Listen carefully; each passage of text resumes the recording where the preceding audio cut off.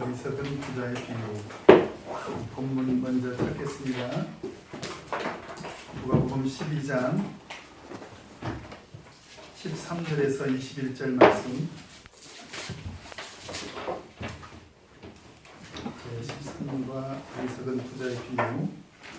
누가복음 12장 13절에서 21절 말씀. 한 절씩 나눠서 읽겠습니다. 우리 중에 한 사람이 이르되 선생님 내 형을 명하여 유업을 나와 나누게 하소서 하니 이르시되 이 사람아 누가 나를 너희의 재판장이나 물건을 나누게 하소서이냐 하시고 저희에게 이르시되 삼가 모든 탐심을 물리치라. 사람의 생명이 그 소유에 넉넉한 데 있지 아니하니라 하시고 또 비유로 저희에게 일러 가라사대 한 부자가 그 밭에 소출이 풍성하매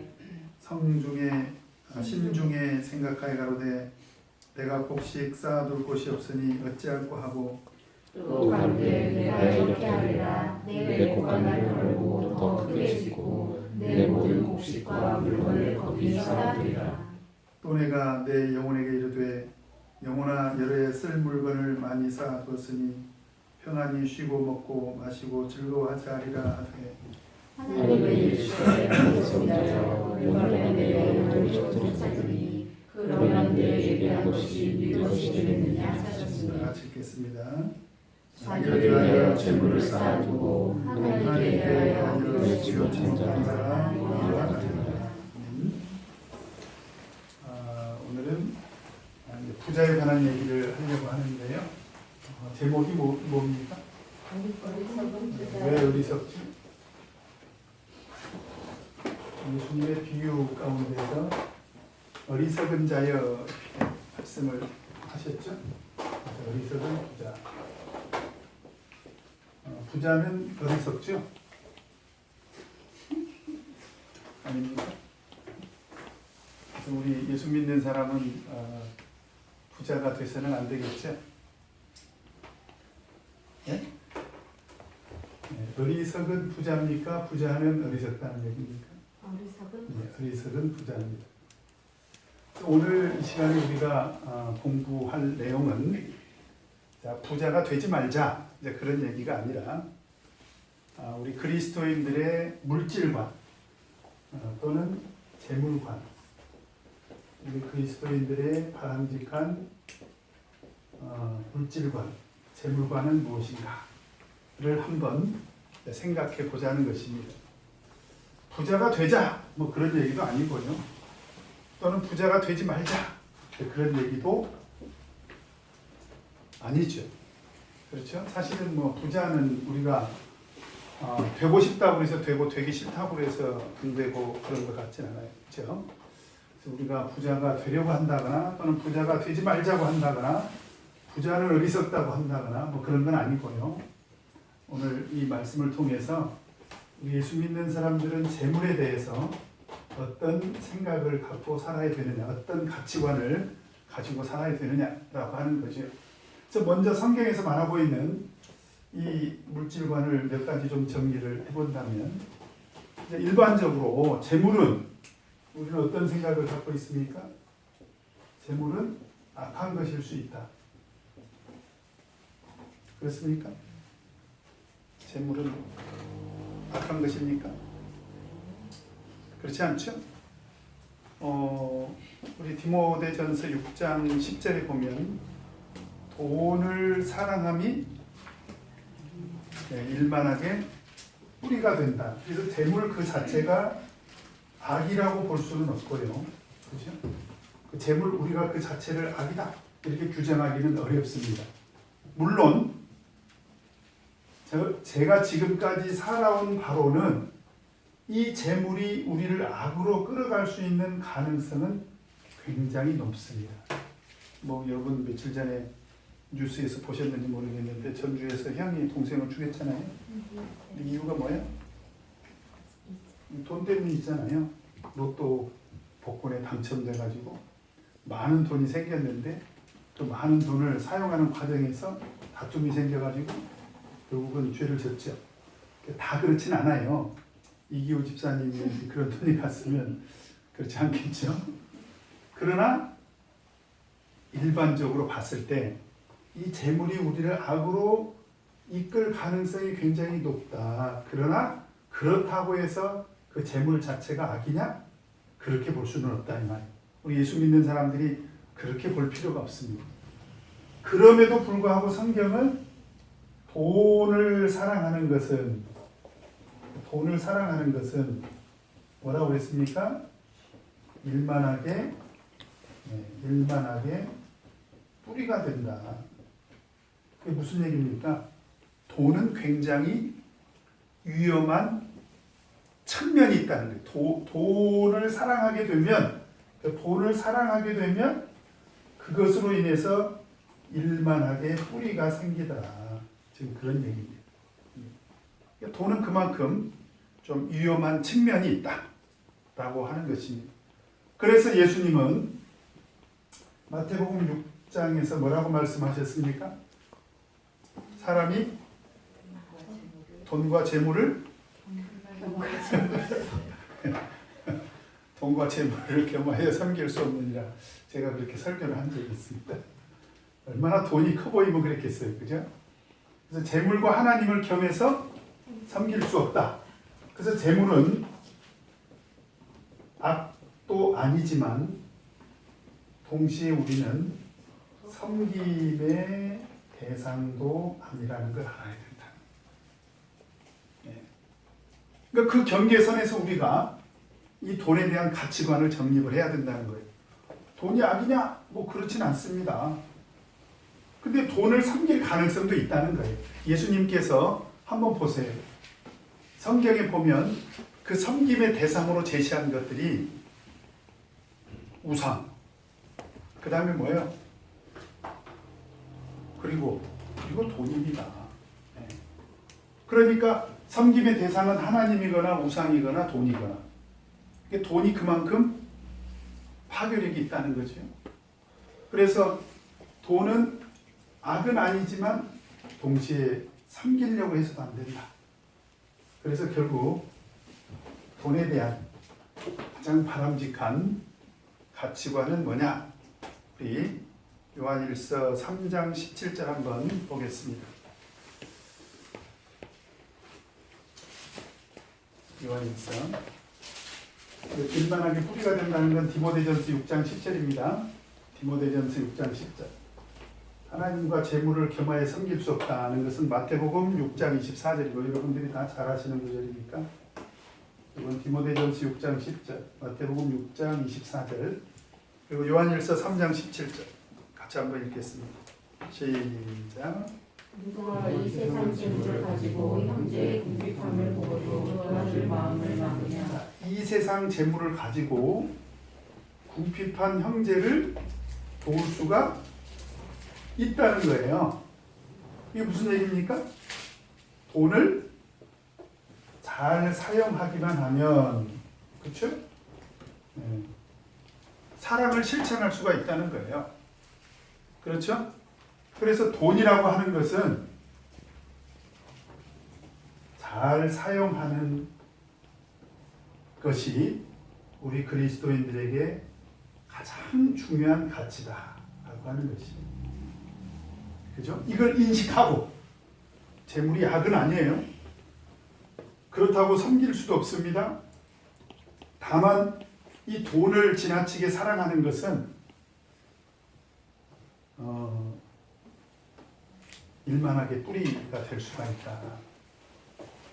예수 믿는 사람들도 사실은 참 돈을 사랑하는 마음이 없다고 하면 거짓말이죠. 그렇죠? 여러분 어렸을 때 혹시 그런 꿈 안 꿔보셨어요? 어렸을 때 돈이 없다 보니까 부모가 잘 살아도 사실 어렸을 때 뭐 돈 팡팡 쓰는 사람이 없잖아요. 그러니까 꿈에 냇가에를 갔는데 막 냇가에 그 돈이 막 모래 속에 파묻혀 있으니, 그래서 그거를 이렇게 손으로 막 짚는데 계속 모래를 파면 돈이 나와요. 그게 뭐냐면 돈에 대한 욕구가 뿜으로 나타나는 거죠. 담벼락 밑을 봤는데 돈이 계속 나옵니다. 저만 그런 꿈 꿔봤나 봐요. 그런 경험들 다 있죠? 예. 우리 둘만. 저도요. 네. 나무에서. 그렇죠. 이렇게 자수를 하셔야 돼요. 그래서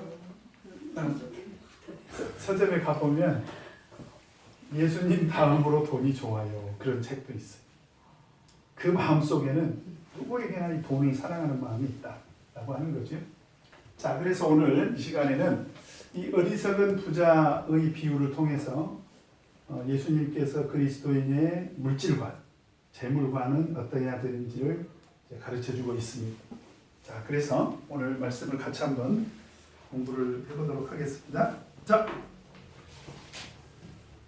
1번 같이 읽겠습니다. 시작. 우리 중에 한 사람이 예수께 나와 무엇을 청하였나. 지금 우리 중에 한 사람이 예수님께 나와서 뭘 요청하고 있습니까? 내 형을 명하여 유업을 나와 나누게 하소서. 유산 상속에 관한, 그죠? 유산 상속에 관한 그런 그 좀 판결을 지금 요구를 하고 있습니다. 유산 상속은 참 즐거운 일이죠. 그렇지 않습니까? 내가 노력하지 않고 자식된 이유 하나만으로 거액을 손에 쥐게 되는 얼마나 신나는 일입니까? 그죠? 부자 아빠를 두는 사람들은 참 부러워 보이지 않습니까? 그렇지 않나요? 사실은 부끄러운 일이에요. 우리가 그런 관념을 가져야 됩니다. 사실은 부모가 돈이 많든 적든 그게 중요한 게 아니라 자식들 입장에서는 효도에 관심을 가져야 돼요? 유산 상속에 관심을 가져야 됩니까? 누가 그랬어요? 막 제일이가 그랬나? 그냥 흥분할 뻔했네. 부모가 돈이 많든 적든, 그죠? 사실은 효도가 근본인데 부모가 돈이 많고 적음에 따라서 효도가 달라질 수도 있죠. 돈이 많은 부모면 효도를 좀 하게 되죠. 그렇지 않나요? 우리 요번에 해당이 안 되니까 일반적인 얘기를 제가 하는 것입니다. 참 슬픈 얘기들이 많아요. 제가 아는 어떤 집사님이 이제 서북교회에서 절물점을 하셨는데 그분이 이제 콜을 받았어요. 그 금고를 열어달라. 그래서 이제 보통 그런 일들이 많기 때문에 먼저 선불로 내가 금고를 열어주겠다. 대신에 선불로 달라. 왜냐하면 금고 열고 나서 이제 그 돈의 액수에 따라서 돈을 안 주기도 하고 그러니까 그래서 돈을 선불로 뭐 몇십 년 전 일이니까 그때 당시에 거액이죠. 10만 원을 받고 이제 금고를 열어줬는데 금고를 딱 여니까 꽝인 거예요. 사연을 들어보니까 그 집 할아버지가 돌아가실 때까지 그 금고에서 돈을 계속 꺼내가지고 자식들한테도 주고 손주들한테도 주고 그러니까 자식들이 생각할 때 우리 아버님이 비록 돌아가셨지만 그동안에 돈을 많이 쓰셨지만 그래도 역시 금고에 돈이 많을 것이다 이렇게 생각하고 금고 비밀번호를 안 가르쳐주고 돌아가셔버린 거야. 그러니까 그 철물점 하나 우리 집사님을 불러가지고 열어주세요 했는데 열어보니까 꽝인 거예요. 나중에 일 들어보니까 그 금고 하나 때문에 그 어르신이 돌아가실 때까지 효도를 받았대요. 그래서 저도 금고 하나는 마련해놓고 우리는 딸 아들이 다 들어버렸네. 안 속아. 안 속아.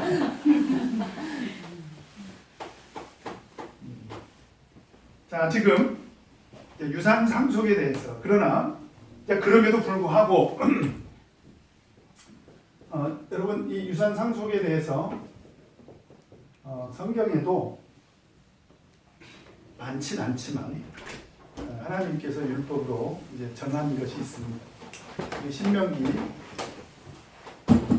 21장 15절에서 17절.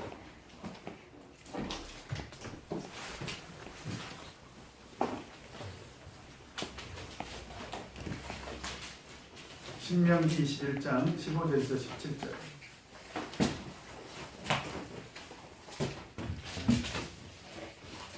같이 읽겠습니다. 시작. 어떤 사람이 두 아내를 두었는데 하나는 사랑받고 하나는 미워받아 그 사랑하는 자와 미움을 받는 자가 둘 아들을 낳았다. 그 미움을 받은 자의 죄인 장자여든 자기의 죄를 그 아들들에게 기억으로 남기는 그 사랑을 받는 자의 아들로 장자에서 나와 참 장자 곧 미움받는 자의 아들이라 세우지 말고 반드시 그 미움을 받는 자의 아들을 장자로 인정하여 자기의 소유에서 그에게 둥둥이 줄 것이니 그는 자기의 기업의 십자이라 장자의 권리가 그에게 있습니다. 자, 굉장히 구체적인 사례를 드셨어요. 그죠? 어떤 사람이 어쩌다 보니까 이제 두 아내를 뒀어요. 근데 두 아내를 두고는 한 사람은 사랑을 했고 한 사람은 미워했대요. 뭐 이럴 수가 있는지 모르겠어요. 어쨌든 뭐들라고 그러면 두 아내를 뒀는가 싶은데 그러고 이제 이 사랑받는 아내를 통해서도 아들을 하나 낳고 미움을 받는 아들을 통해서도 아들을 하나 낳는데 공교롭게 미움을 받는 아들이 장자다 이 말이에요. 뭐 물론 그러면 아들은 찾아겠죠? 그죠? 근데 이 사람이 생각할 때 미워. 그러니까 얘를 장자로 안 삼고 싶고 얘를 장자로 삼을 수 있냐? 안 된다는 거예요. 그런데 왜 그렇게 하려고 했냐? 장자에 대해서 상속권이 더 많다는 거예요. 몇 배? 2배. 누구의 2배? 사자가 받을 것에 2배를 주라는 거예요. 누구에게? 장자에게. 그러니까 예를 들면 돈이 3억이 있다. 그러면 사자는 1억, 장자는 2억. 예, 우리 기우 집사님은 좋으시겠습니다. 큰아들한테 시집을 가서 2배 꼭 그건 이야기를 해두시기 바랍니다. 알겠죠? 시아버님한테 아버님! 성경의 정신은 큰아들이 2배입니다. 이게 성경의 가르침이에요. 그죠? 예. 그러니까 이제 이 유산 상속에 대해서 누가 찾아왔습니까? 동생. 형은 등장하지 않아요. 그러니까 이건 동생과 형과의 관계에서 이루어진 일이죠. 그러면서 이 사람이 예수님을 찾아와요. 예수님을 찾아와가지고 유산 상속에 대해서 지금 요구를 하는 게 뭐냐면 예수님이 내 형을 명해가지고 우리 형으로 하여금 유산 상속이 공정하게 이루어지도록 했으면 좋겠다. 그러면 이 말 속에는 성경의 정신대로 2몫을 주고 동생이 1몫을 받았다면 동생이 예수님을 찾아올 일이 있었을까요? 없었을까요? 없었겠죠. 우리가 상식적으로 생각할 때. 왜냐하면 이 사람이 예수님을 찾아온 것은 아마 요거를 염두에 두고 찾아왔을 가능성이 있다는 거예요. 그렇죠? 그래서 아마도 제가 생각할 때 형이 형 몫으로 3개를 챙기고 그죠? 동생한테는 1몫만 줬을 가능성도 있다는 거죠. 성경에는 말이 없어요. 그러나 또 오늘 이 얘기를 듣고 예수님께서 그 다음에 어리석은 부자에 대한 얘기를 하는 걸로 봤을 때 동생이 2대1의 몫을 받았음에도 불구하고 뭔가 부당하다고 생각했을 가능성도 있다. 그럴 개연성도 있다. 이유가 뭐냐? 동생이 부모님을 모셨을 가능성도 있잖아요. 원래 장자에게 몫을 2배를 주는 것은 사실은 단순히 유산만 상속받는 게 아니라 부모에 대해서 이제 봉양의 의무도 같이 주어지거든요. 그러니까 동생이 부모님을 가령 모셨다라고 생각한다면 부당하게 생각할 수도 있죠. 성경에 따라서 2몫을 형이 받은 것은 맞지만 내가 부모님을 모셨으니 나한테 최소 1.5배는 줘야 되는 거 아니야. 뭐 이렇게 얘기했을 수도 있잖냐 이 말이죠. 성경은 말이 없어요. 뭐가 부당한 건지 말이 없어. 그러니까 중요한 것은 유산 상속에 대해서 이 동생이 느낀 것은 뭘 느끼고 있다는 거예요? 부당한, 좀 정당하지 못한 유산 상속이 이루어졌다고 지금 예수님께 와서 하소연을 하는 것입니다. 자, 그 정도 우리가 이제 분위기를 파악을 하고요. 그러자 2번 같이 읽겠습니다. 시작. 그 사람의 요구에 대하여 예수님은 어떻게 대답하셨는가? 그래서 그 동생의 요구에 대해서 예수님께서 뭐라고 답을 하십니까? 이 사람아, 누가 나를 너희의 재판장이나 지금 너희는 유산 상속 가지고 지금 다투고 있잖아요. 다툼이 생기면 시비를 가려야 되지 않겠습니까? 그래서 누가 나를 너희의 재판장이나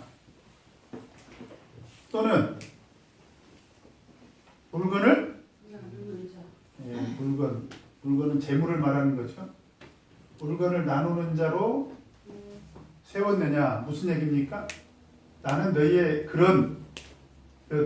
재판장이라는 것은 지금 다투고 있는 유산 상속 가지고 다투고 있는 일에 대한 재판장이나 하나님은 재판장이죠. 원래 하나님은 재판장이죠. 하나님은 모든 다툼의 시비를 가리시는 분이시지만 지금 벌어지고 있는 네가 부당하다고 생각하지만 이런 다툼의 재판장이나 또는 이 유산 상속에 관한 분배를 위해서 내가 세워진 게 아니다. 나는 그런 사람이 아니다. 지금 그런 얘기죠. 왜 예수님께서 이렇게 말씀을 하셨을까요? 이 의도를 우리가 좀 파악하셔야 됩니다. 그러면 예수님은 이런 일들에 대해서 전혀 관심이 없으셨습니까? 하나님은 관심이 없으세요? 하나님은 원래 유산 상속에 대해서 율법을 정하시기도 하셨잖아요. 이게 무슨 전혀 관심이 없다. 그렇게 우리가 판단해서는 안 되고요. 그죠? 그건 아닌 것 같고. 또 만약에 예수님께서 개입을 해가지고 뭔가 부당한 처사가 있었어. 그러면 성경에 따라서 제대로 유산을 가르도록 해라 할 자격이 있습니까? 없습니까? 예수님은? 자격이 있죠. 예수님은 그럴 권세가 있는 거죠. 그럴 능력도 있죠. 가서 시비를 가리면 보니까 정당하네.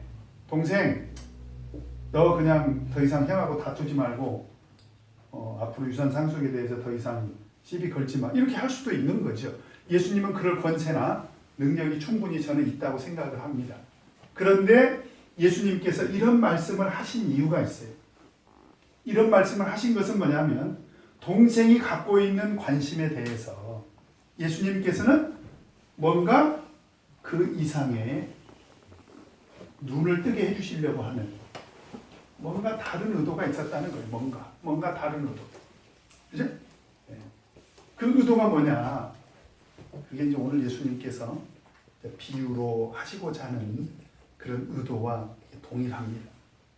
그죠?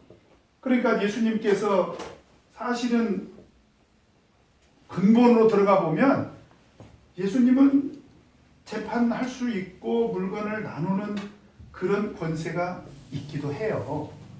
그러나 예수님은 지금 상황에서 이걸 거부하십니다. 이유가 뭐냐? 그 요구 이상의 뭔가 눈을 뜨게 해주시려고 하는 누구에게? 1차적으로는 동생에게. 그렇죠? 자, 그런데 3번을 보면 또 이런 말씀을 하십니다. 3번 읽겠습니다. 시작. 예수께서 우리들에게 교훈을 하신 말씀은 무엇인가? 15절에 보니까 이 사람아, 예수님께서는 14절에서는 이 사람아 하고 이 동생을 향해서 이 사람아 그랬죠? 이 사람아. 그래서 동생을 향해서 한 말씀 하셨고, 그 다음에 15절에 보니까 저희에게 이르시되 이제 대상이 누구로 확장됐습니까? 거기 있는 모든 무리들. 그죠? 그래서 삼가 뭐라고 했습니까?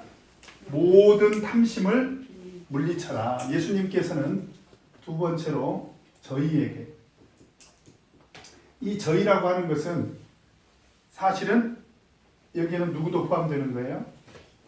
사실은 우리 예수 믿는 모든 사람들, 그죠? 우리 모든 신자들이 여기에 해당이 된다고 봐야죠. 그죠? 저희에게 말씀을 하신 것입니다. 그 눈을 뜨게 해주시기 위해서 예수님께서 하신 말씀이 뭐라고 얘기를 하고 있습니까? 첫째, 저희에게 하신 말씀이 첫째, 뭐라고 말씀하십니까? 탐심은 안 된다는 거예요. 이미 여기서 제가 말씀드렸죠. 돈을 사랑하는 것은 왜 그래요? 사실은 탐심 때문이죠. 그렇죠? 그래서 성경은 이 탐심에 대해서 계속 우리에게 경고를 하고 있습니다. 디모데전서 아까 6장 10절에 보니까 돈을 사랑하면 일만하게 뿌리가 되나니 그랬죠? 또 야고보서 1장 15절에 보면, 야고보서 1장 15절 한번 찾아봅시다.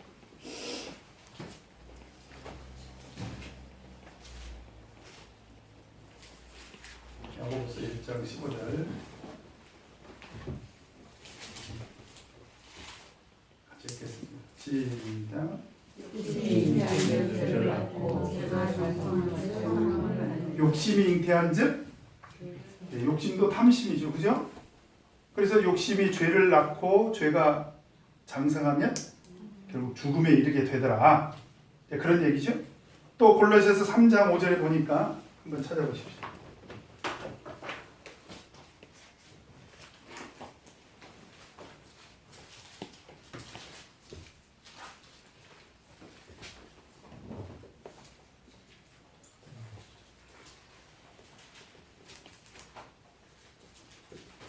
읽겠습니다. 시작.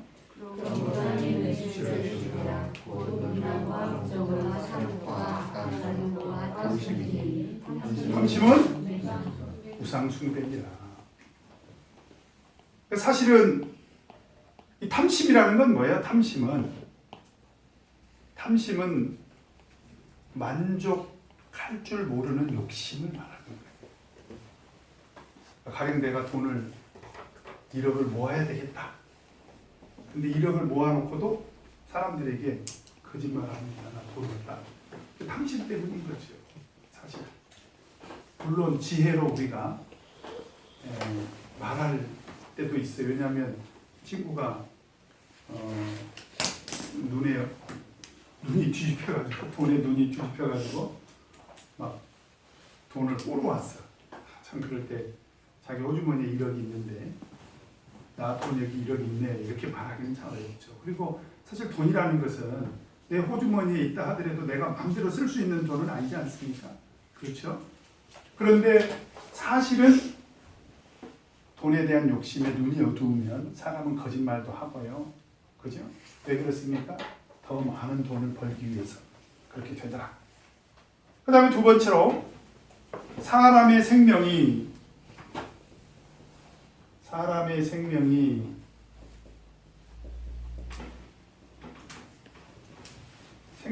그 사람의 그 근본이죠. 본질이지 않습니까? 그래서 사람의 생명이 그 사람의 어떤 근본이 이제 그런 얘기입니다. 사람의 어떤 근본이, 사람의 어떤 본질이, 사람의 생명이 어디에 있지 않다는 거예요. 소유에 넉넉한데 있지 않더라. 그죠? 이게 아니라는 거예요. 탐심. 그러면 지금 예수님께서 그 사람에게 눈을 뜨게 해주시려고 하는 것은 잘 보세요. 탐심은 무엇에 대한 탐심입니까? 재물에 대해서. 그 다음에 그 사람의 생명이 어디에 달려있지 않다는 거예요? 소유에 넉넉함에 있지 않다. 그렇다면 예수님께서 이 사람에게 눈을 뜨게 하시려고 하는 것은 뭐냐? 사실은 이 사람은 예수님을 찾아와서 원래 뭘 요구했어야 됩니까? 예수님을 찾아와서 뭘 요구했어야 되죠? 우리 요한복음 한번 찾아보도록 하겠습니다. 요한복음 6장 26절, 27절.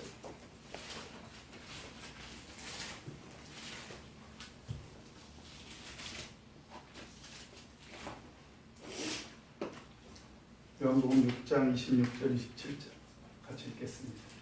시작. 예수께서 대답하여 가라사대 내가 진실로 진실로 너희에게 이르노니 너희가 나를 찾는 것은 표적을 못하게 하며 떡을 먹고 배부른 까닭이로다. 성령 양식을 위하여 하지 말고 영생하도록 믿는 양식을 위하여 하라. 지금 예수님께서 예수님을 따르는 사람들한테 한 얘기가 사실은 이 사람한테 하고 있는 얘기예요.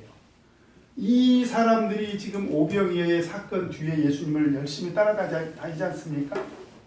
떡을 먹고 배부른 까닭인데 사실은 그것은 오늘 먹어봐야 썩을 양식이라는 거예요. 그러니까 이 사람들이 예수님을 끊임없이 따르려고 하는 목적 중에 하나가 뭐냐면 떡을 먹고 배부른 것이라는 거죠. 근데 예수님께서는 그 떡을 먹고 배부른 그 이유, 썩을 양식 때문에 나를 따르지 말고 나를 찾지 말고 지금 그 얘기죠. 그죠? 오병이어로 배부르게 해준 건 누구예요? 예수님이지요. 예수님은 그렇게 하실 능력이 있어요. 자, 우리가 하나님에 대해서 바른 이해를 해야 돼요. 하나님은 충분히 그 떡 가지고 우리를 배불리 먹이실 수 있습니다. 지금도 가능해요. 그러나 그것이 우리가 예수님을 찾는 목적이 돼서는 안 된다. 그래서 썩을 양식을 구하지 말고 뭐라고 얘기를 하고 있습니까? 영생하도록 있는 양식을 위해서 하라는 거예요. 영생하도록 있는 양식이 뭐예요? 생명의 말씀이죠. 그죠? 그래서 우리가 예수님을 따라다니면서 떡을 주신다면 감사할 일이지만 그렇다고 해서 그것이 우리가 예수님을 따르는 그런 목적이 돼서는 안 된다. 그러니까 이 사람이 지금 예수님을 찾아온 것은 근본적으로 목적이 어디에 있다는 거예요? 어디에? 썩을 양식, 떡에 있다는 거죠. 탐심 때문에. 이 사람은 소유의 넉넉함을 추구했던 그런 사람이죠. 바로 그런 눈을 뜨게 해주시려고 예수님께서 이 말씀을 하신 것입니다. 그 다음에 4번.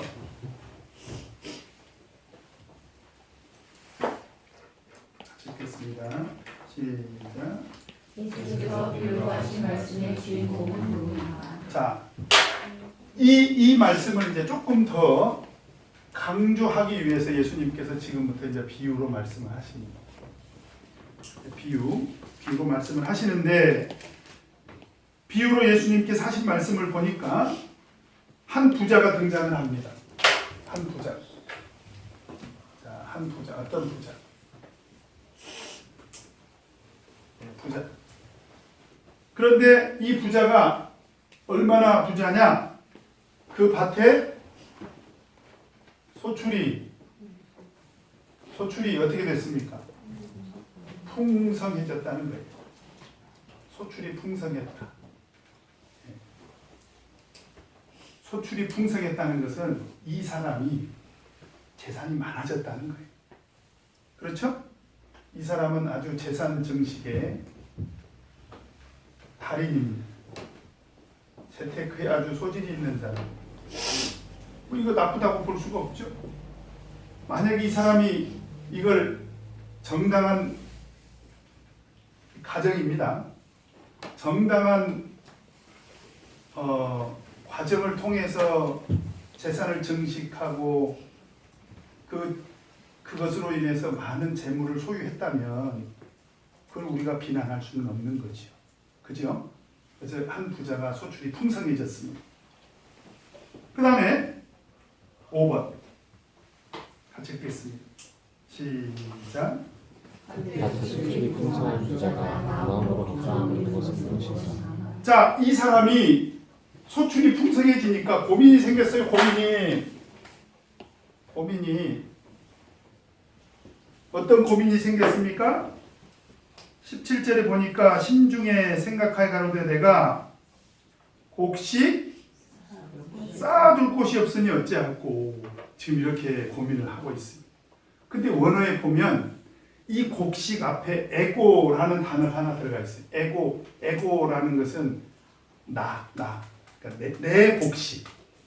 그러니까 이 소출, 이 재산을 증식한 것에 대한 지금 소유의 이 사람의 고민이 뭐냐면 내 소유입니다. 내 소유, 내 재물.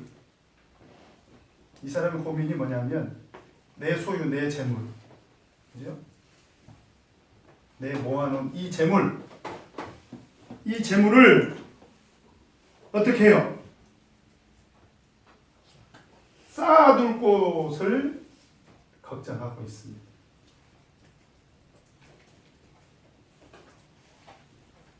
쌓아둘 곳. 이 재물을 쌓는다라고 하는 것이 뭐죠? 그걸 뭐라고 해야 되나? 축제. 여러분, 재산을 쌓는 것이 악입니까? 그렇진 않아요. 우리가 보통 축제를 나쁘게 표현할 때는 앞에 단어 하나 더 붙어야 돼요. 뭐라고 그러죠? 부정축제. 근데 지금 이 사람은 가정을 한 것입니다. 열심히 노력을 했어요. 그냥 그렇게 인정해 주자면 그렇게 이해를 해도 됩니다. 저는 그렇게 생각이 돼요. 어쨌든 이 사람이 정말 정당한 방법으로 열심히 노력해가지고 소질이 풍성해졌어. 그러니까 그것을 자기 소유라고 이렇게 믿고 있지 않습니까? 왜냐하면 자기가 정당한 그런 노력을 해서 재물을 얻었으니까. 그래서 쌓아둘 곳이 없을 정도로 재물이 많아졌다는 것이죠. 그래서 이 사람의 고민이 뭐냐? 곡식 쌓아둘 곳이 없으니 어찌할꼬.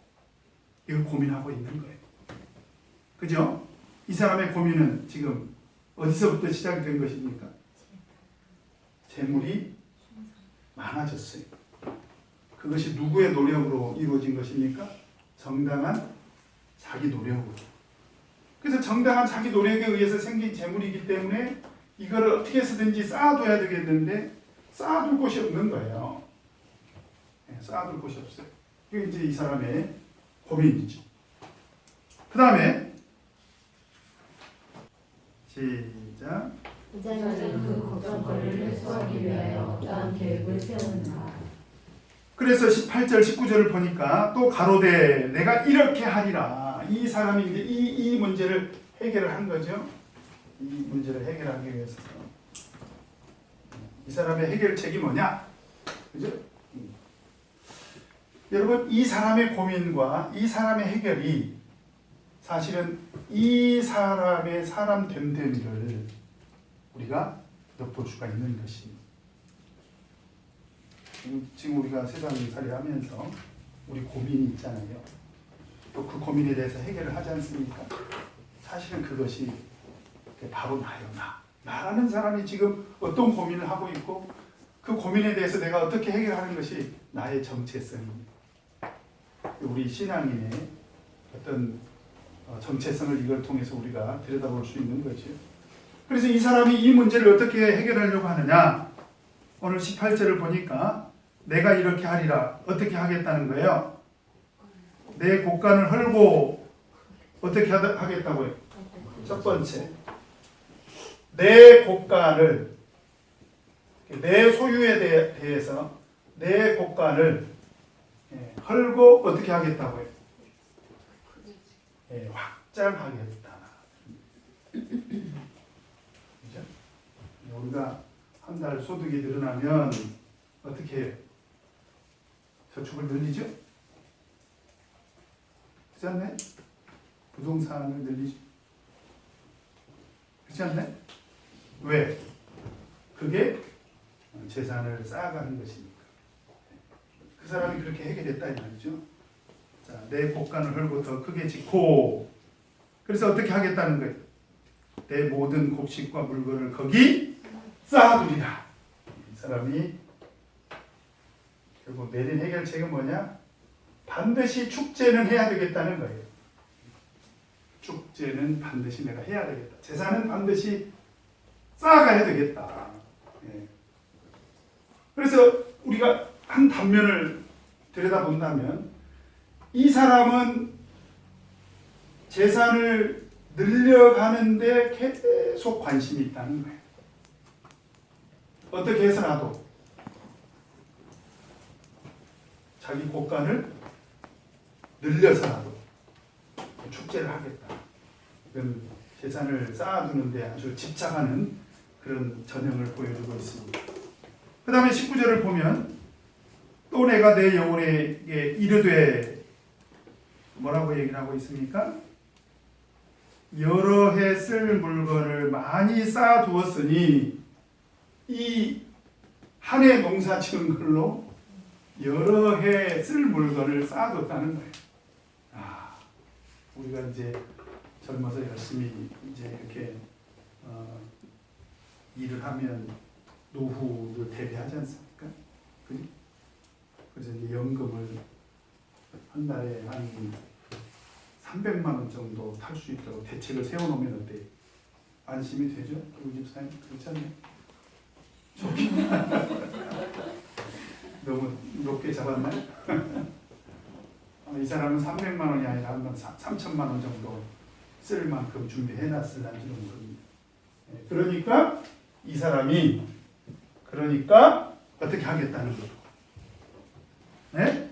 평안히 쉬고 먹고 마시고 즐거워하자. 이 사람의 삶의 목표가 뭐예요? 일락의 산이죠. 먹고 마시고 즐기자는 거예요. 그렇죠? 결국 이 사람이 최종적으로 축제를 한 삶의 목적이 어디에 있습니까? 일락이 있다는 거예요. 일락이 있다.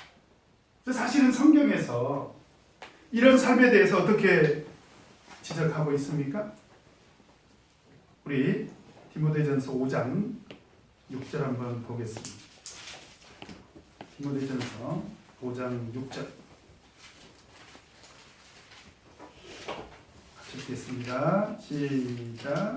일락을 좋아하는 일은 살아있구나. 일락을 좋아하는 일은 어떻게 한다고요? 사실 이 얘기는 교회에서 물질을 가지고 우리가 교회에서 물질을 가지고 구제할 때도 있죠? 그죠? 재물은 선용한다고 했잖아요. 그래 안 그래요?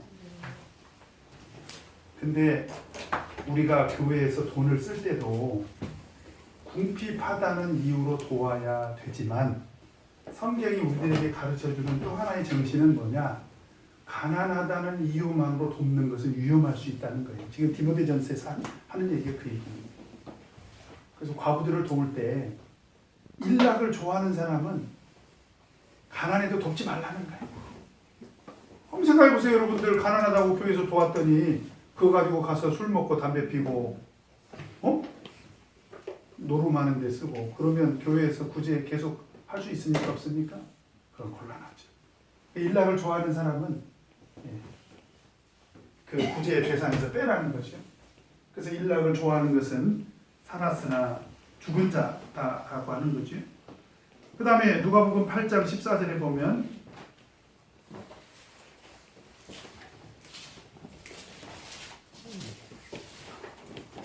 누가복음 8장 14절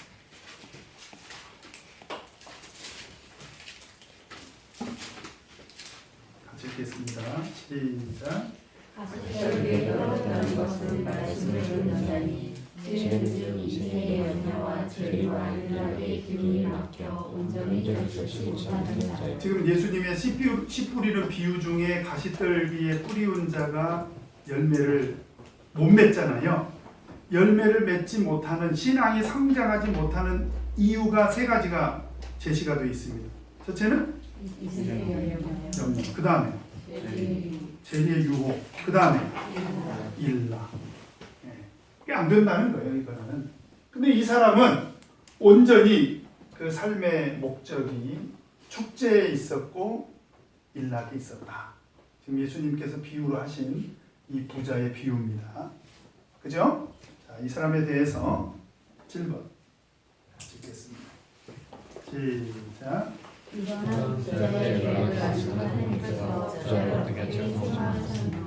예수님은 지금 오늘 어리석다고 그랬잖아요. 뭐가 어리석냐? 이게 어리석다는 거예요. 그렇게 소출이 풍성해져서 국가를 확장해서 축제를 계속 집착하고 일락을 삶의 목적으로 삼은 것이 사실 어리석다는 거예요. 그 어리석은 이유가 뭐냐? 20절을 보니까 어리석은 자여 오늘 밤에 그랬습니다. 오늘 밤에 이 사람에게 이 부자에게 한 얘기입니다. 어리석은 자여 그 어리석은 왜 어리석은 것이 왜 어리석냐? 첫째 오늘 밤에 오늘 밤은 우리가 맞이할 수 있는 가장 가까운 미래입니다. 가장 가까운 미래.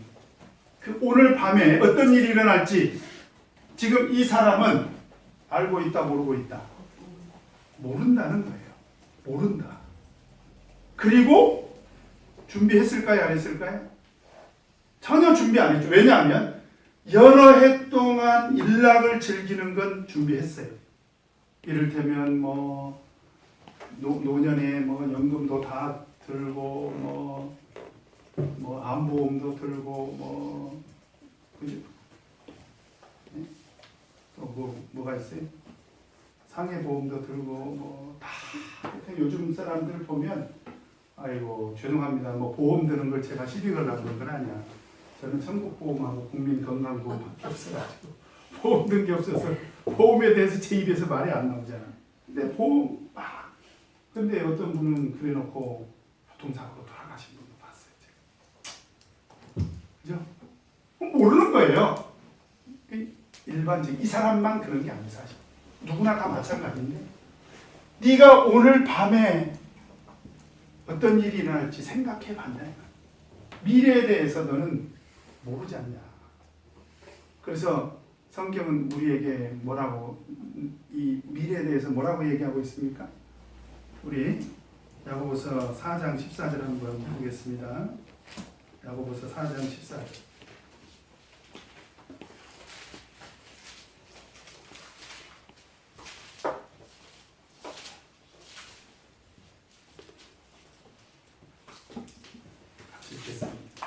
시작. 내일 너를 알지 못하노라. 너희를 모르시노. 너희 잠깐 보이다가 없어지느니라. 뭐라고 비유했습니까? 제가 오늘 신방 갔다 오다가 어떤 분에게 제 얘기 들었는데 우리 교회 친척이신데 우리 교회 성도의 친척인데 감기 기운 때문에 자기 발로 입원을 했다고 해서 입원한 당일날 우리 교회 이제 성도님 두 분이 병문안을 간 거지. 가니까 감기 걸려서 좀 몸이 안 좋아서 이걸 했다. 아이고 이제 가서 병문안하고 잘 치료하라고 하고 왔는데 갑자기 중환자실로 가더래요. 그리고 그날 돌아가셨대요. 오늘 밤 일을 우리가 할 수 있어요, 없어요? 내일 못 뵐 분들도 있을는지 모르겠는데 그렇게 우리가 한번 생각을 해보자면 우리가 미래에 대해서 어떤 일이 날지 아냐면 우리는 모른다는 거예요. 준비도 안 돼 있고 이 사람은. 그 다음 두 번째로 오늘 밤에 내 영혼을 어떻게 하겠다는 거예요? 도로 찾을 것이라는 거예요. 이 사람은 자기 영혼의 소유가 누구에게 있다는 걸 모르고 있었습니까? 영혼은 누구에게 있습니까? 하나님의 소유고 하나님의 주권이지. 그걸 누가 찾아버린다는 거예요? 하나님께서 찾아버린다면 그 얘기입니다. 그러니까 그 영혼, 사실은 영혼은 그 사람의 모든 것이죠. 그렇지 않습니까? 근데 그 주권이 누구에게 있다? 하나님께 있다. 그걸 하나님께서 찾아버릴 수도 있는 것이다. 근데 이 사람은 그걸 알고 있었습니까? 모르고 있었습니까? 모르고 있었다. 그래서 결국 세 번째로 어리석은 이유가 또 하나는 뭐냐? 그러면 네 예비된 것이 예비된 것. 이건 뭐예요?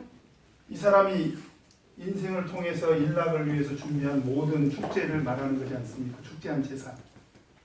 그죠? 누구 것이 되겠느냐? 누구 것이 될까요? 네? 딸, 아들 것이 되겠죠. 누구 것이 되겠느냐? 이 얘기는 누군가에게 물려질 것을 말하는 게 아니라 네가 네 인생을 다 걸고 했던 이 모든 것들은 사실은 다 허망한 것이 되고 말지 않느냐. 지금 그 얘기입니다. 우리 인생 참 허무한 거예요. 그죠? 자식이 가져가는 것은 그건 자식 것이고, 내가 내 삶을 통해서 아무리 정당하게 열심히 일해서 곡식을 쌓아둘 곳이 없을 정도로 많은 재산을 모으고 일락을 꿈꿨어도 우리는 미래를 알 수가 없어요. 안개와 같은 인생이고 내 영혼은 하나님께서 찾으십니다. 그러면 네 예비된 것이 누구 것이 되겠느냐? 이거 허망한 것입니다. 그래서 이 부자가 어리석다는 것입니다.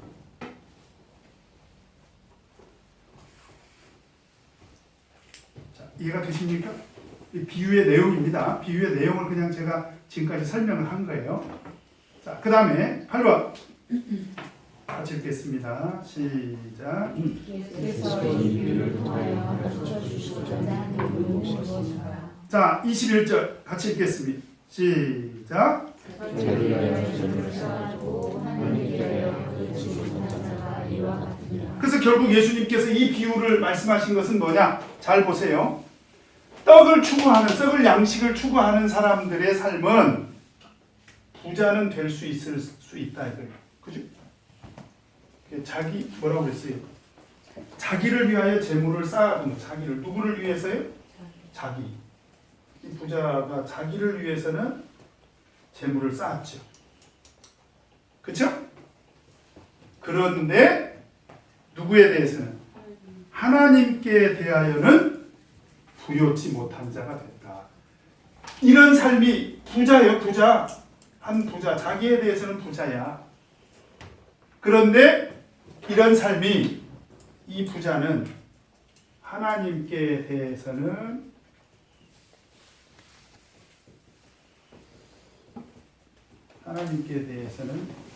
부자가 아니다.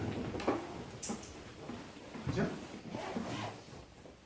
그리고 비유가 끝나버립니다. 조금 더 말씀을 해주시지. 가르치는 사람 어렵게. 이렇게는 살지 마시라는 거예요. 그러니까 최소한 어떻게 해요? 이렇게는 살지 마라. 그럼 하나님께 대하여 부자는 어떤 사람이 하나님께 대하여 부자일까요?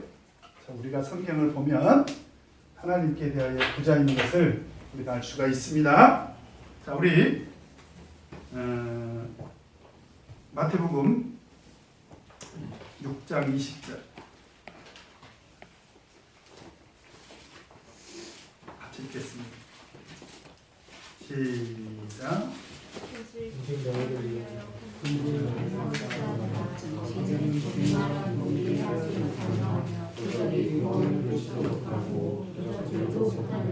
재물을, 보물은 네 보물이 있는 곳에 마음이 있다고 했죠. 재물을 어디다가 쌓는다고요?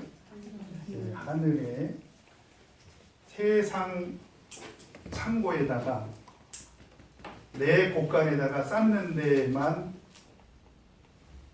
집착하지 말고 그 얘기입니다. 뭐 내가 벌어서 연금도 들고 저축도 하고 저는 그런 거 나쁘다고 생각하지 않아요. 문제는 뭐냐면 이 사람은 그런 삶에 올인하고 있다는 거예요. 그런 삶에 온전히 그냥 그 안에 콕 파묻혀서 사는데 그게 아니고 우리 재물을 하늘에 쌓아야 된다는 거예요. 축제를 해야 된다. 보물을 하늘에 쌓아야 된다. 그죠? 그래서 우리가 성경을 보면요, 어리석은 부자만 있지 않아요. 하늘에 보물을 쌓고 사는 부자도 많이 있습니다. 우리 아는 대로. 예수님 십자가 지셨을 때 누가 와서 예수님 장례 치러줬습니까? 부자가 와서 장례 치러줬어요. 장례 치르려면 부자가 돼야 됩니다. 누구죠? 아리마대 사람 요셉. 부자라고 소개되어 있습니다. 그죠? 또 바나바 같은 경우도 보면 부자라고는 돼 있지 않지만 자기 밭을 팔아서 온전히 사도들의 발 앞에 뒀지 않습니까? 하나님을 위해서 썼지 않습니까? 왜 그런 상황이 벌어졌냐면 그때 당시에 한꺼번에 3,000명이 또 그 뒤에 5,000명이 한꺼번에 이렇게 전도가 되지 않습니까? 그래서 수천 명의 신도가 한꺼번에 급증함으로 인해서 교회는 물질이 필요했을까라는 거죠. 물질이. 그랬을 때 그 물질을 사용하도록 자기 재산을 내놨잖아요. 바나바 같은 경우. 그 다음에 삭개오 같은 경우도 세리장이고 부자였지 않습니까? 그런데 예수님 만나서 어떻게 했어요? 회개했습니다. 그래서 회개한 부자도 있어요. 성경에 보면. 돌이킨 회개한 부자도 있습니다. 그렇죠? 네, 회개한 부자도 있습니다. 그래서 성경을 보면 어리석은 부자만 있는 게 아니에요. 자, 그렇다면 그런 사람들을 놓고 우리가 생각을 해본다면 이 부자가 어리석음을 면하려면 어떻게 했을까요? 하늘의 보물을 쌓는 가장 근본이 두 가지가 있습니다. 첫째는 여기까지는 괜찮았어요. 여기까지는. 저는 이것까지는 정당하다고 일단 평가를 하고 싶습니다. 예수님께서 부당하게 재물을 쌓았기 때문에 내가 네 재산을 뺏어가겠다 이런 뜻으로 말씀하신 건 저는 아니라고 봐요. 그죠? 그래서 우리가 여기까지는 잘 이렇게 살아야 돼요.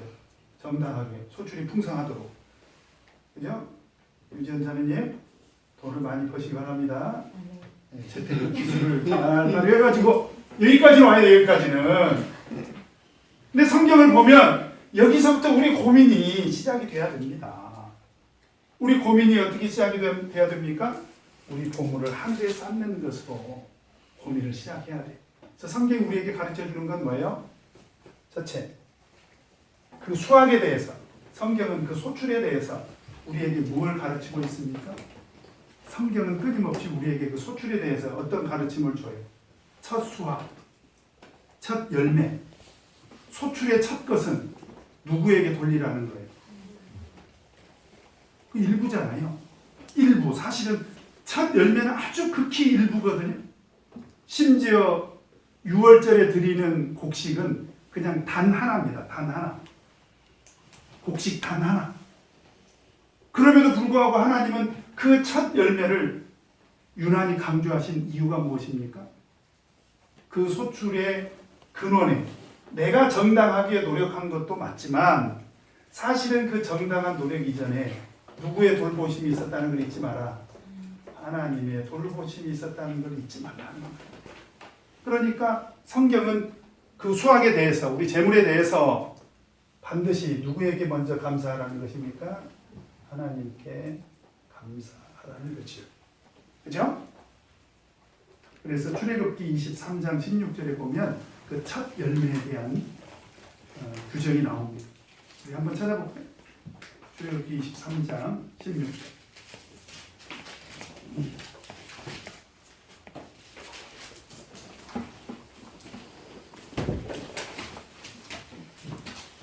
읽겠습니다.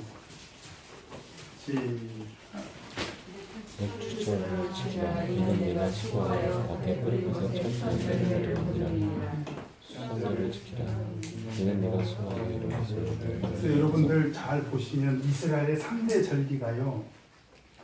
6월절이라고도 해도 되고 무교절이라고 해도 되고 6월절이 있고 그 다음에 맥추절이 있고 맥추절, 칠칠절, 오순절 다 같습니다. 그 다음에 수장절. 근데 여러분 이 절기를 다 연구해보면 6월절 안에 초실절이 있습니다. 맥추절도 보림에 첫 열매를 바치는 거고 수장절도 수확을 하고 하나님 앞에 감사제 드리는 거예요. 이 세 절기는 전부 무엇과 관계가 있습니까? 소출과 관계가 있습니다. 그래서 우리의 고민은 사실 어디서부터 시작해야 되느냐? 내가 하나님 앞에 첫 열매를 어떻게 정성껏 드릴 것인가? 제가 보면 참 우리 교회 안에서도 자랑스러운 우리 젊은이들이 많아요. 첫 월급을 하나님 앞에 드리고 어떤 청년은 아르바이트 한 것도 첫 열매라고 해서 드리고 그 돈의 액수의 많고 적음이 문제가 아니라 그 사람의 신앙의 고민은 어디서부터 출발을 했습니까? 하나님의 돌보심이 있었다라고 하는 거예요. 근데 이 부자는 그런 고민이 있었습니까? 없었습니까? 없었다는 거죠. 내 소유니까 내 곳간에다가 더 가득 채우는 것에 대한 고민만 있었다는 것이죠. 그 다음에 두 번째로 여러분 한번 생각해 보세요. 이 사람의 해결책이 쌓아둘 곳이 없을 정도로 소유가 많았어. 소출이 풍성했어. 그러면 대책은 내 곳간을 확장하는 방법도 있지만 여러 해 동안 한 해 농사 지어가지고 여러 해 동안 먹고 마시고 즐길 정도의 양식이라면 어떤 생각도 했어야 됩니까? 그렇죠. 그 소출을 가지고 이웃들과도 이게 사실은 하늘에 보물을 쌓는 거죠. 그래서 성경은 보면 끊임없이 이웃들과 어떻게 나눌 것인지를 우리가 구약 성경을 보면 구약 성경에는 너무나 많은 내용이 나옵니다. 대표적인 거 한 구절만 찾도록 하겠습니다. 신명기 14장 28절 29절 한번 보도록 하겠습니다. 신명기 14장 28절 29절 같이 읽겠습니다. 시작. 그의 생명 끝에 그의 소산의 10분의 1을 그의 성읍에 저축하여 너희 중에 부르시 여기 없는 레위인과 내 생명과 함께고 자, 소출을 거둔 자의 고민과 그 해결책에 대해서 하나님은 뭐라고 얘기를 하냐면 제3년 끝에 10분의 1을 거둬가지고 네 성중에 거하는 기업이 없는 레위인들, 그 다음에 네 성중에 거하는 객, 나그네지요. 그 다음에 고아, 그리고 과부들과 더불어 나누라는 거예요. 나누라는 것이. 네. 여러분 지금 재물을 벌고 있는데 어떤 사람들은 그래 나는 내 코가 석자야. 그럴 수 있습니다. 저도 가난해봤기 때문에 충분히 이해해요. 그럼에도 불구하고 조금 헐어서 내 재산이 축제가 안 되는 게 아닙니다. 가령 내가 한 달에 100만 원밖에 못 번다. 그러면 10,000원이라도 이웃을 위해서 사실은 쓸 수가 있어야 돼요. 액수의 많고 적음을 하나님은 말씀하신 게 아니라 우리의 고민을 지금 지적하고 있는 것입니다. 그리고 우리 삶의 해결책을 하나님께서 우리에게 제시하고 있는 거예요. 그래서 내 소득의 10분의 1을 말하는 거예요. 내 소득의 10분의 1을 레위인과 나그네와 고아와 과부를 위해서 3년에 한 번씩은 이웃과 나눴으면 좋겠다. 그런 얘기입니다. 그게 우리 성경의 정신이죠. 그래서 이 부자가 그런 고민을 했으면 하나님께 대하여 이 사람은 부자가 됐을 것이다 라고 하는 것을 우리가 짐작해 볼 수 있는 거지요. 그래서 보세요. 마태복음 19장에 보면은 그 부자 청년 얘기가 나오잖아요. 근데 예수님께서 영생에 이르려면 계명을 지켜라 하니까 내가 어렸을 때부터 다 지켰습니다. 네가 온전하고자 할진데 어떻게 했습니까? 네 소유를 다 팔아서 가난한 사람들에게 나눠주고 나를 따르라고 했어요. 그 다음에 삭개오가 예수님을 만나서 회심하잖아요. 회개하잖아요. 회개한 뒤에 삭개오가 한 얘기가 뭐예요? 내 소유의 절반을 가난한 사람들에게 나눠주겠습니다.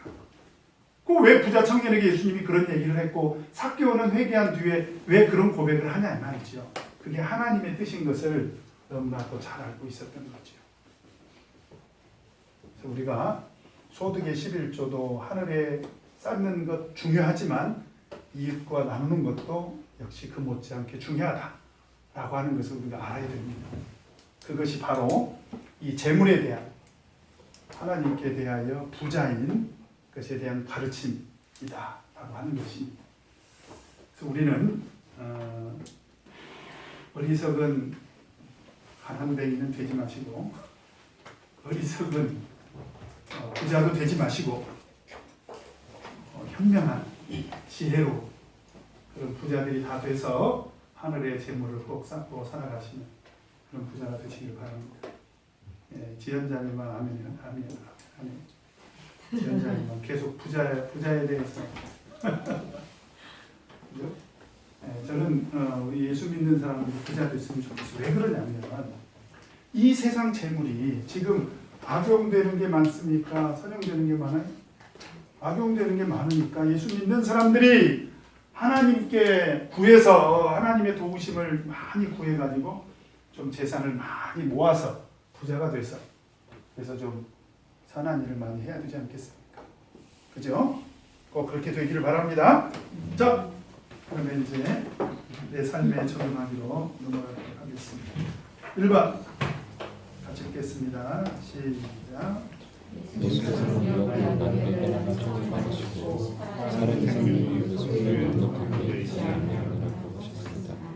이는 물질의 소유를 추구하는 당신은 인생을 외모로 인도할 뿐이며 살아계신 생명은 오로지 하나님의 주권을 듣고 있다고 하셨습니다. 나는 마음속에 일어나는 당신을 물리치고 있습니다. 혹시 소유의 넉넉함을 추구하고 있지는 않습니까? 탐심을 경계를 해야 됩니다. 그 다음에 두 번째로 2번 같이 읽겠습니다. 시작. 자는 풍성한 소출을 인하여 더 큰 목감을 지고 평안을 쉬고 먹고 마시고 즐거워하게 힘을 세웠습니다.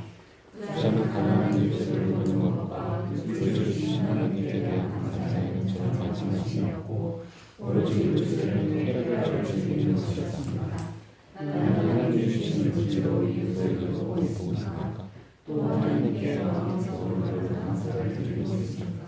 하고 계시죠? 예, 3번 같이 읽겠습니다. 시작.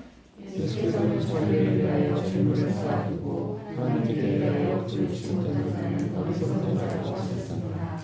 자신에게 주어진 물질을 주고 하나님이 기뻐하시는 일에 사용한 거니 하늘의 보화를 쌓는 것이며 하나님께 구원 자라는 것입니다.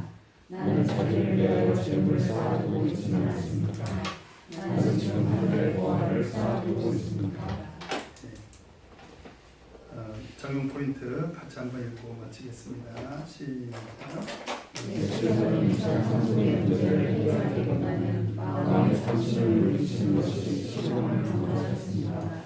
그리고 어리석은 부자처럼 소유의 넉넉함을 추구하기보다는 하나님께서 다시 물질의 영광과 축복을 경험하는 하나님의 보화를 쌓는 것을 생각으로 영원한 가치를 추구하는 삶을 살아야 하겠습니다.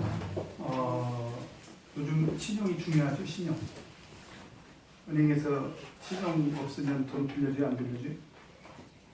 안 빌려줘요. 제가 은행에 가서 언젠가 돈이 좀 필요해가지고 돈을 빌리려고 했더니 제가 신용이 없대요. 그래서 왜 신용이 없냐? 나는 그동안에 한 번도 신용을 어겨본 적이 없다. 그랬더니 목사님은 현금 서비스도 안 받고 할부도 한 번도 한 적이 없고 대출받아서 이자를 내서 은행에 기여한 적도 없고 그래서 나한테는 은행에서 돈을 빌려줄 수가 없대요. 신용이 없으니까. 아 그렇구나. 요즘 은행의 신용은 현금 서비스도 많이 받고 할부도 많이 끊어서 할부 이자도 많이 내고 대출도 한 1억 정도 해가지고 이자도 매달 이렇게 은행에 내고 그래야 신용이 이제 생기더라고요. 그러면 하늘나라 신용은 어떻게 생길 것인가? 여러분 곰곰이 생각해 보시기 바랍니다. 내가 벌어서 쓰는 내 돈은 이 세계에 관한 것이고 그런 사람이 아무리 돈이 많아도 하나님은 뭐라고 얘기하냐면 어리석은 부자라는 거예요. 그런데 만약에 여기까지는 내가 정당한 노력으로 온 것이라고 했으니까 만약에 정당하게 노력을 해서 얻어진 소출뿐만 아니라 내가 이 이후의 삶을 이렇게 산다면 하나님께 대하여 부자된 삶을 산다면 어떤 사람에게 하나님께서 더 많은 소출을 주겠습니까? 그죠? 신용이 있는 사람에게. 정말입니다. 우리가 한번 생각을 해봐야 돼요. 왜 내 호주머니에는 이렇게 돈이 항상 부족하지? 생각해봐요. 하나님께 대하여 내가 신용이 있는 삶을 살아갑니다. 생각해봐야 돼요. 신용이 있는 삶을 살면 하나님께서 돈을 많이 맡겨주십니다. 좋은 일에 쓰라. 아시겠죠? 앞으로 하나님께 대하여 항상 부자가 되는 신용 있는 사람이 되시기 바랍니다. 아시겠죠? 예. 기도하겠습니다.